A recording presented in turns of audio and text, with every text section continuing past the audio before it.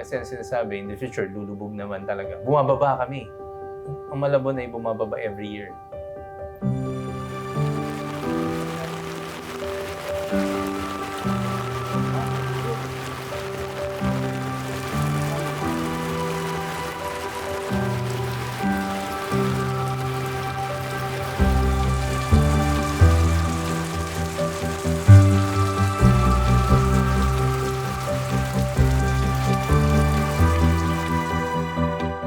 Yes, number one problem talaga yan simula noon pa ng Malabon ang pagdating sa pagbaha.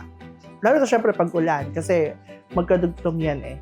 So once kasi na nagkaroon ng matinding pag-ulan, aasahan mo na ang Malabon ay ang lugar sa Pilipinas sa number one na talagang binabaha. Tumanag bagyo po. Dati hindi inaabot yung bahay namin eh. Ngayon, inaabot na ng tubig baha yung loob ng bahay namin. Kahit mataas na yung flooring ng bahay namin. Yung worries ko yung pagbaha, syempre yung baka tataas yung tubig, kaya gumagawa na rin kami ng way kung paano masolusyonan yan. Kumbaga nakahanda na yung mga drum, mga balde.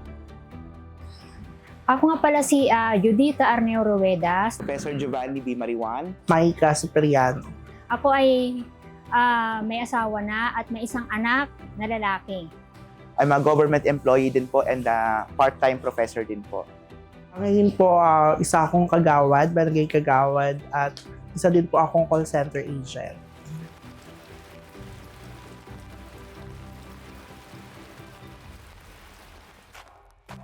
So, ako nung bata pa ako, na-experience kong lumusong at maligo sa baha. So, doon naliligo yung mga bata, childhood experience din and memories. Yung bagyong Undoy, number 1, 2009 yun eh. Bago kasi ako pumunta ng abroad nun, yun yung naranasan ko rito. Tapos nakita ko na sa TV yung mga tao lumalangoy. Naging bewang yung baha dito sa loob ng bahay namin. As in, pinasok. Ngayon, pag sobrang taas ang lakas ng ulan, tapos sumabay pa yung high tide, kahit ito pinapasok, kahit pinataasan ko na siya. Hindi. Ang Malabon kasi is meron kaming water concessionaire, Maynilad. So, ang mga residente dito ay sineservisyohan ng Maynilad. So, may times lang na nagkakaroon ng problema sa tubig if in case masira yung linya, nasira yung tubo, may pagkakataon yung isang lugar ay binaha, may mga pagkakataon pinapatay yung linya nila ng tubig kasi ayaw nating makontaminate yung linya ng supply papunta sa mga kabahayan. Ako si Mark Lloyd A. Messina. Ako yung chief ng City Environmental and Natural Resources Office ng Malabon City. So yung mga drainage system kasi namin dito, medyo masasabi natin outdated na. At given si Malabon nasa pinakamababang parte ng Metro Manila. So yun yung dahilan kung ba't pag may mga malakas na ulan, binabaha kami. Recently, naapektuhan kami yung pagkakasira ng navgate ng Navotas. Tapos sinabayan pa ng bagyo, so lubog kami. Itong buong City Hall, lubog.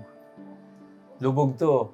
Apektado kami ng high tide. Nawawala yung tubig paggabi. Pagising mo ng umaga, bewang na, bangka ang ginagamit dito. Yung nasira yung navgate.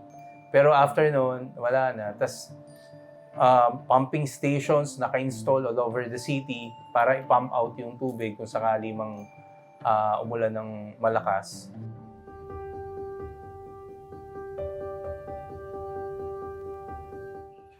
Yung tubig ulan, yes. Yung pagbaha, yes. Sobrang dami. Pero pagdating kasi dun sa usage, para dun sa, kunyari, pangkain, di ba? Kasi ginagamit yung tubig para sa pagluluto ng tas yung pangligo, doon nagkakaroon ng problema dahil yung supply ng malinis na tubig, medyo may kakulangan.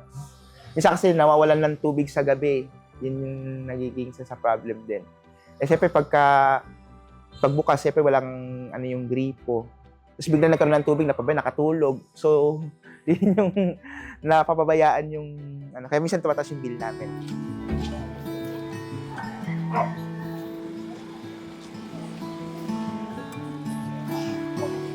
Yung mga ganitong problema namin na mga siyempre may mga nanay din na sinasabihan ko bilang isang nagmamalasakit na residente. Sinasabihin ko sila na kung paano mag-conserve ng water. Pag tag-ulan, gumamit sila ng drum, isahod nila tumutulong doon sa bubungan. May mga instances na pag may maulan, talagang ipon sila kahit papaano daw pambuhos daw sa banyo, gano'n. Tapos yung sa aming community garden and MRF, meron kami mga drum doon na iniipon namin yung tubig. Kasi minsan dumadating yung time na mahina yung daloy ng tubig. Syempre may mga pananim tayo at gulay na kailangan talagang itubigan. Ayun yung ginagamit namin pandilig. Pagdating naman sa ganito, pag umuulan, so meron kaming pinapractice po sa bahay pag yung naglalagay kami ng planggana or drum sa labas ng bahay and iniipon yung tubig ulan. At least meron tayong nasasave na tubig na immediately pwedeng magamit at masustain kahit sa ilang araw lang.